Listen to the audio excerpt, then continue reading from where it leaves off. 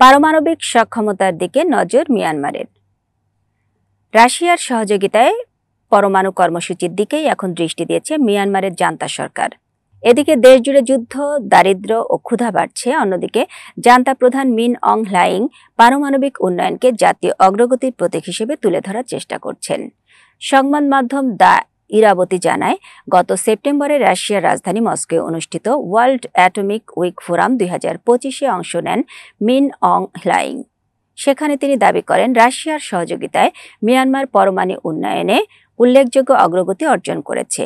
এর আগে গত 15 August Myanmar Sarkar national committee for the implementation of nuclear energy গঠন করে। এই কমিটিতে জান্তা প্রধান মিন অং হ্লাইং এর সঙ্গে প্রতিরক্ষা, স্বরাষ্ট্র, পররাষ্ট্র, বিদ্যুৎ ও জ্বালানি মন্ত্রণালয়ের উচ্চপদস্থ সেনা কর্মকর্তারা রয়েছেন।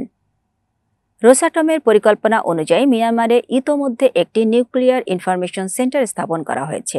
পাশাপাশি দেশটিতে ছোট আকারের পারমাণবিক বিদ্যুৎ কেন্দ্র নির্মাণের প্রস্তুতি চলছে।